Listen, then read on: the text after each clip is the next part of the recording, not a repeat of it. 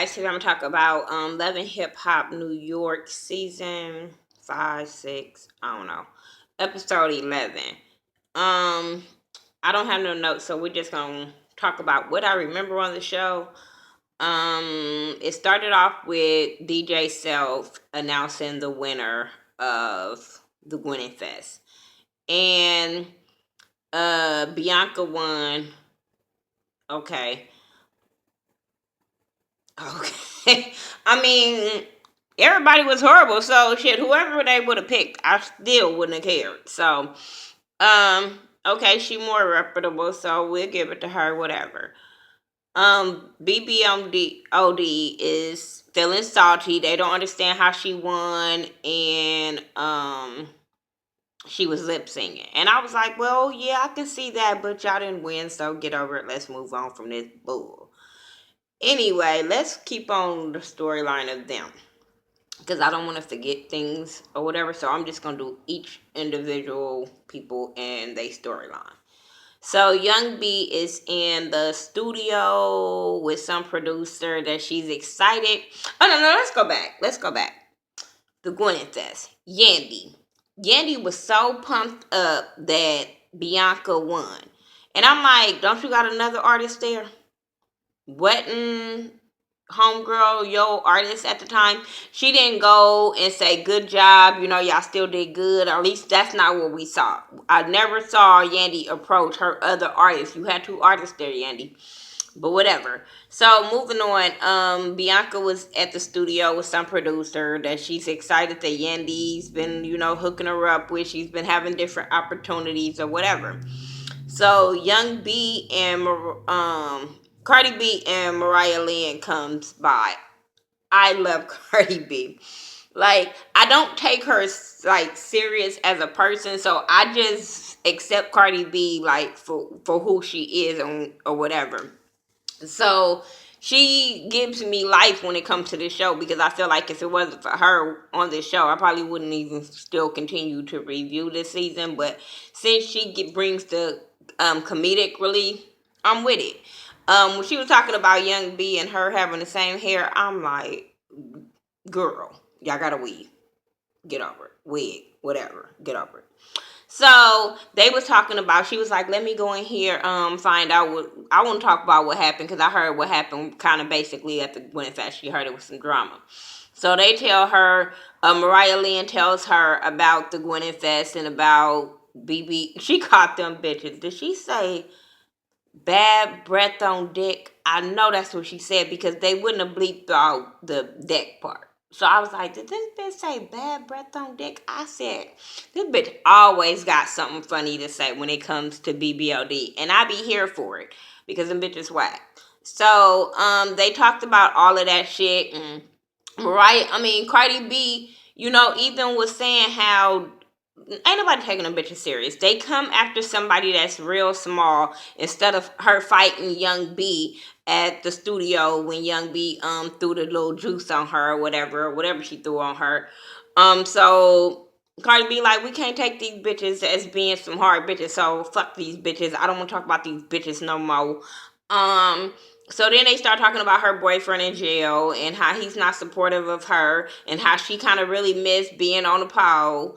And I don't want her to go back on the pole, but I got what she was saying. Like, she is making money, but Cardi B is used to making that fast money. And when you come from the hood and stuff like that, you used to that fast money. She used to money making it rain on her right then and there. So that shit was funny, but I really don't want that girl to go back on the pole. Girl, keep twerking when you hosting. That's it. But that was oh, they talked about Mariah Lynn mom about to have her baby any day kind of now, and she's gonna have to take care of the baby and stuff like that. She don't know what she gonna do with taking care of a damn baby and trying to keep her career on tack. And I'm like, that's fucked up, because that wasn't her. It's not her responsibility. But when you don't want your brother and or sister to go to the system, that's really fucked up. How selfish her mom is. Um, so then now let's talk about BBOD. They had some photo shoot. That Trench, whatever the fuck, Naughty by Nature do, is directing for them. they new video or whatever. And I didn't care about their new video. I didn't care about their new song. But they still feel in some kind of way about the Gwyneth Fest and how they don't think Young B won. I'm like, girl, move on. So then they start talking about how Rod acted at the Gwyneth Fest because now that they back together or whatever, they only need one manager, and so they got to figure that shit out. And they was, like I said, they were talking about Rob popping off or whatever, and I'm just still sitting there like, bitch, you can't talk about somebody when you popped off that night too. Now I get what you saying, she's saying, and I get what everybody was saying when it came to the whole Rob Ali situation, as far as she wasn't professional. Um, okay, I didn't watch it back, and I still don't care. Um, if she snuck that bitch from the back, she was wrong for that. Let me put that out there. I just feel like, hey, she saw somebody. She said she was gonna do something to the person when she saw him again, and hey, she did what she said she was gonna do. Other than that, I was not on Rod Ali's side when she did what she did. I just was laughing at the point where, hey, bitch said she was gonna hit somebody. Bitch, you are, and like I said before in the video, and I don't know if y'all watch my ghetto views video, but like I said before, if I get into it with a bitch, I don't give a fuck if I got into it with that bitch a year ago. I'm going to be on guard at all times if that bitch is in the same room with me, because I don't know the next person's intentions. So that's all I'm saying. I never said, oh, Rod should have hit that bitch. No, I don't care. I don't know that girl, and I don't know Rod. Moving on from them. Moving on from BBOD, bad bitches on deck, because they gonna stay together and they still gonna suck at the same damn time. Um, Peter Guns. Let's go get into this punk ass storyline. Peter Guns is talking about how, that really hurt him, or how his daughter came at him. And so he's going to go on with the vasectomy. So he like, well, before I do that, I got to go make sure my last baby is happy and healthy. So he goes to Tara ultrasound, and they find out they're having a little boy. And I was watching Ashley Miller channel, and shout out to Ashley Miller. Make sure you guys are checking out her channel. But she said Tara had the baby. And I feel just like Ashley do. Who gives a fuck? Um, so she had this ultrasound. They both excited about this little boy. And I'm like, good, because you really don't need a little girl the way. Neither one of y'all need a little girl the way. Tara is dumb, so she don't need to be putting this shit on no little girl. And Peter, no other little girl need to keep seeing her daddy being a fuck up to women. So, okay. So then he tells her how he's going to get the vasectomy. And Tara looked at him like, why? Why do you want to do that? And I'm looking at her like, why don't you want him to do that? Like, but she said that she will believe it when he see it. And he said, you want to see it? I said, ew. She already saw it enough. Ew. But I didn't like how she was like, did you tell Amina? And he said no. And I'm like, well, you shouldn't have been telling her, because this the type of bitch that will go throw that shit up in Amina's face. So anyway, that was that with the them two. But then she ended up meeting up with Tara ended up meeting up with Yandy. And when Yandy seen her, Yandy like, bitch, like, where do you get pregnant from? When this happened? Because now she like 8.5 months pregnant. I'm like, this shit is moving quick.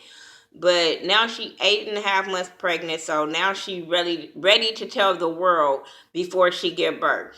Then she gonna tell her, well, I didn't want no negativity, and I just been telling people a day at a time. So I'm like, so what? She like the millionth person like on the list? If you telling a person a day at a time, and you're pregnant for at least 9 to 10 months, bitch, Yandy ain't your real friend. If that bitch wasn't in a damn lineup for being the 10th to the 20th person to being told, bitch, that ain't your friend. Anyway, they ain't friends anyway, because I feel like they only talk to each other during filming. Once filming go off, nobody see each other or whatever. So anyway, that was that. Yandy read the shit out of her. Yandy like, bitch, but he married. And stop giving your ass, because she always make excuses of why she's still messing with Peter. And Yandy basically like, just own it. You wanted your happy ever after, and you felt like it was stolen away from old girl. Just own that. So she kind of was having to own it because Yandy was throwing it up in her face. And I was just like, Girl, don't nobody give a fuck. Cause you gonna keep making excuses. It's always gonna be about your kids. It's always, I don't want him anymore. I'm done. And I need to do better for my kids. And then the next season it's the same bullshit. You making excuses of why you fucked him. Girl boo.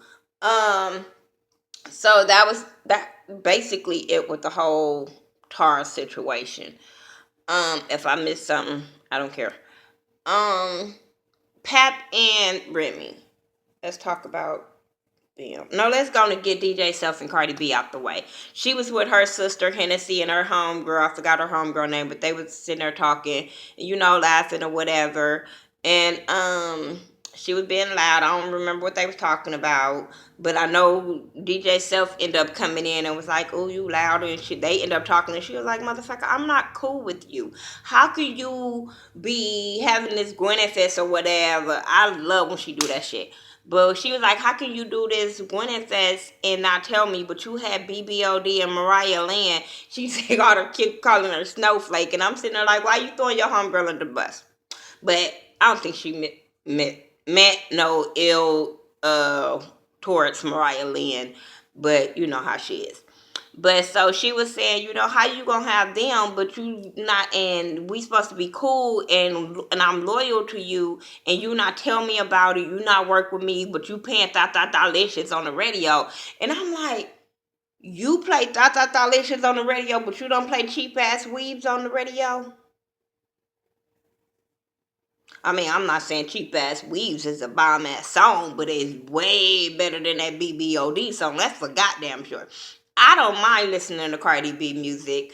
I have listened to a couple of her songs and I'm here for BBOD. I wouldn't download, I wouldn't listen again, I wouldn't go search for. I'm just saying.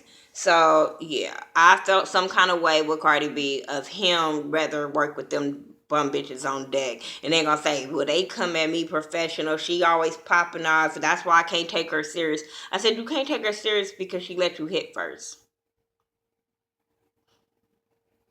That's basically it. He feel like he can string her along, and I don't understand why. He told me, I'm just a messenger. You's a fucking lie, dude. My brother out here, DJ Mike Louis, is a DJ too, and if he don't feel like that shit popping, he is not gonna play that on the radio. DJ Minzy Matt out here on Hot 97.5, if he don't feel like that shit hot, he's not gonna play it on the radio. So please, come on, my homegirl DJ Kelly J is not gonna play Licious on the fucking radio. They not even gonna play that shit on the internet radio. Like, boy, he irritated my spirit when he tried to come up with excuses. And I just really hope that Cardi B don't fuck with him no more and let him see that she was helping him make money and make moves in the streets. I really, really believe she was the one helping him make moves. Um, so anyway, moving on to Remy and Pat and Yandy and Ra and situation. So Remy meets up with Pap at this linen store. She's happy that he let her take control, but he has been there every time she needed him to show up, and I thought that was really cool. So she tell him about Gwen Fest or whatever, and he kind of pops off like, you can't be letting this happen. You can't be in these kind of situations, and you can't be letting Rob put you in these situations. And I'm sitting there like, did you hear your girl? She said, now I understand that it happened, why she was there, but I don't think Rod intentionally was like, okay, well, my homegirl here, let me go get her into some trouble. It was just a heat of the moment and some things popped off and she just happened to be there. And she wasn't nowhere near the altercation, but I do get where he's saying like, but my whole thing, I do get what Pat, whatever the fuck his name. I do get what he is saying because he don't want his wife to go back to jail and stuff like that. But my thing is, why you signing for Love and Hip Hop? Because every season it has been a fight on Love and Hip Hop. So I don't understand. If you want your woman to stay out of drama and situations that she can get herself back into jail, why you put her on Love and Hip Hop? I just didn't get that situation. Love and Hip Mona Scott whole thing period it's going to be a fight on there. It's going to be some kind of bullshit that your wife shouldn't be around. So I don't understand the situation, but okay, I do get where him saying he don't want his girl to go back to jail. He said he was hitting walls and stuff like that. I get that part, but at the same time, she's on Love and Hip Hop. That's all I'm saying. Um, Remy meets up with Ra first, and she just wanted to know what happened and the whole situation, and tell her how Pap was mad and all that. And Ra did apologize. She apologized for her actions. She said she knows she was wrong. You know, her feelings got the best of her when it came to that girl and stuff like that. And then Remy tells her, like, Yandy said she didn't know nothing about this. And she was like, that bitch is lying. And I agree. That bitch is lying. She knew that they didn't get along. Now, no, I don't think she set out for them to fight, but I do feel like she knew that these girls didn't get along, and it could have been a possibility that everybody ain't professional. I'm just saying, y'all don't love hip hop. So then, what happened? Remy meets up with Yandy, and explained the whole situation with her and how Ra felt like she was there. And she was like, no, it was business. I wouldn't do that. Yada, yada, yada.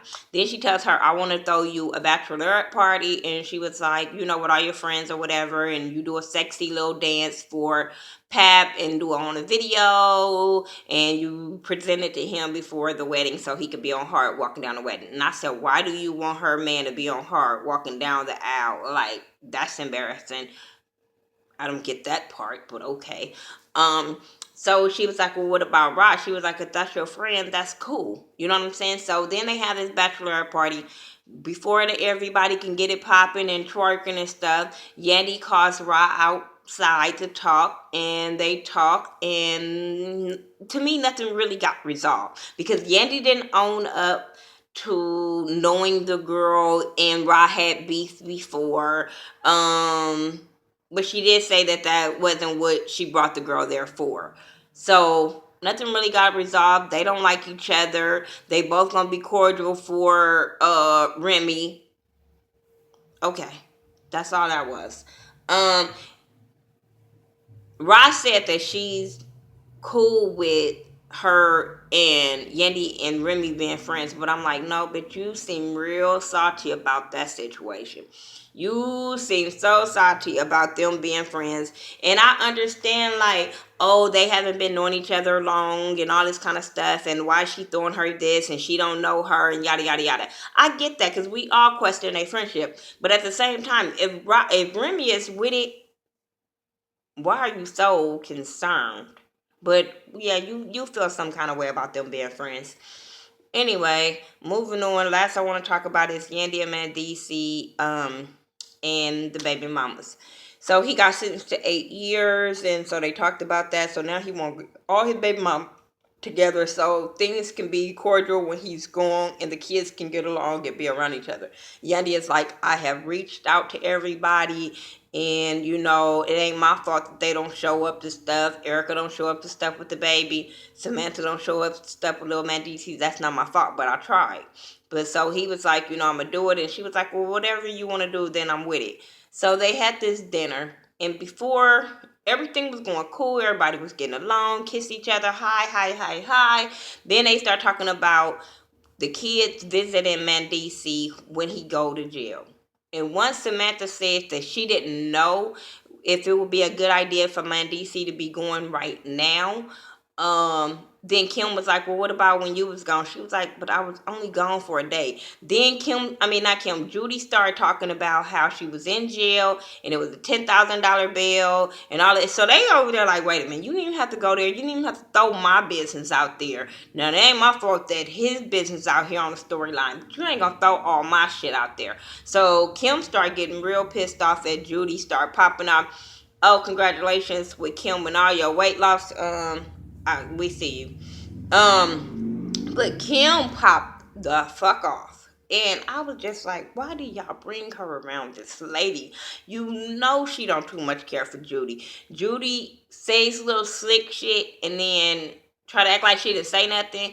And then when they all popping off and shit, Oh man, then when that bitch Kim called her a dumb bitch, I said, oh, it's about to be a fight. And it wasn't. Man, DC just said, y'all not gonna be doing all this disrespecting each other. Yo mama already got disrespected to the highest level when she called her a dumb bitch. Now I don't give a fuck about all that arguing, but ain't nobody gonna. Now I might say that in my head to mama about my mama, but ain't nobody else gonna say that and in my presence that she's a dumb bitch. I thought that was out of line, wasn't called for. But hey, that's Kim. That I probably wouldn't expect nothing more from Kim. But like I said, man, DC's mom would say little slick shit and hide her hand. That's probably why her and Yandy get along. I don't know. But anyway, that was all I think that happened. I don't. If I forgot something, oops. But I think that's all that happened. Y'all let me know if I missed something that happened on this episode. I'm trying to think about everybody that's on the show, and I don't think I missed anything. But we could talk about it in the comment section. Make sure you're checking out all my YouTube family: Ashley Miller, Mike B, Color Me Pink, Lady Nika, Sayshawn Bradley, James Caldwell, Scotty from Mrs. Still Standing, Starretta Jenkins, Natural Pole Sister. I love all my YouTube family, and we talk and all that good stuff. Tiki44, Frank White.